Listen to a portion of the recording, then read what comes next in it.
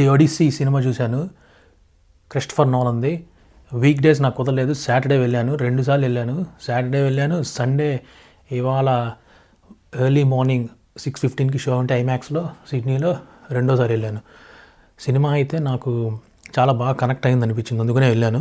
సినిమాలో background music కూడా ఎప్పుడెప్పుడు ఏ సీన్లో ఎలా బోరు కొట్టించకుండా ఎలా తీయాలో సీన్లని, పీరియడ్ సినిమాలు ఇలాంటివి ఎలా తీయాలో సూపర్ తీశారు. అసలు నిజంగా చెప్పాలంటే వావ్ ఫ్యాక్టర్ సీన్లు అంటే అబ్బా ఏం తీసాడు సీన్ అనేవి ఉండవు, కానీ సినిమా అదిరిపోయింది.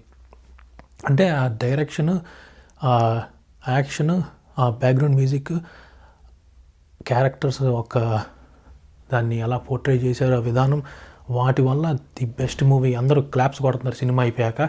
6:15కి ఐమాక్స్లో మొత్తం హౌస్ఫుల్.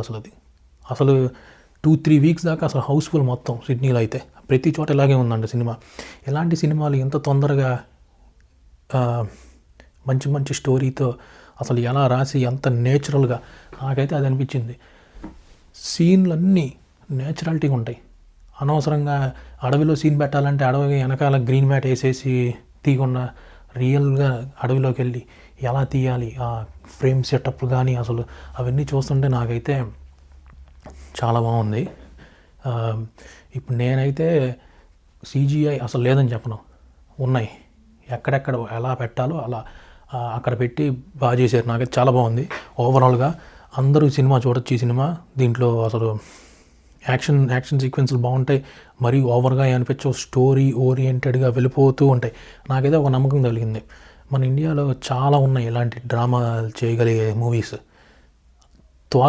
అసలు ఎంత త్వరగా వస్తే అంత బాగుంటుంది, ఈ స్టోరీని ఎలా చూపించవచ్చు. బ్యాక్గ్రౌండ్ మ్యూజిక్ వస్తే కొన్నిసార్లు మనకు అనిపిస్తూ ఉంటుంది, ఇంకెక్కడి నుంచి తీసుకొస్తారా బ్యాక్గ్రౌండ్ మ్యూజిక్, అసలు ఏంటి ఎలా తీసుకొస్తారంటే ప్రతి సినిమాకి హాలీవుడ్లో వాళ్ళది ఏంటంటే కొత్త మ్యూజిక్ అంతా. అసలు ఆ మ్యూజిక్ ఏంటంటే అసలు లీనమైపోతాం. అసలు చాలా నచ్చింది నాకైతే సినిమా. మళ్ళీ వెళ్ళే ఛాన్స్ ఉంటే వెళ్తాను, కానీ మొత్తం అంతా హౌస్ఫుల్.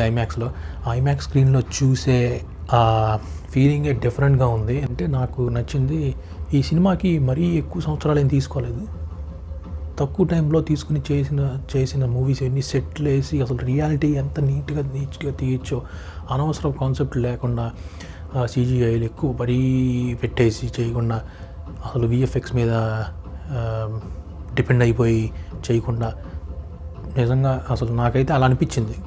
అన్ని నేచురల్ లొకేషన్సే, కాకపోతే ఆ స్టోరీకి అలా అలైన్ అయింది అనుకోండి, ఆ నేచురల్ లొకేషన్స్ దానివల్ల మనం నేచురల్గా లీనమైపోతూ ఉంటాం మూవీలోకి.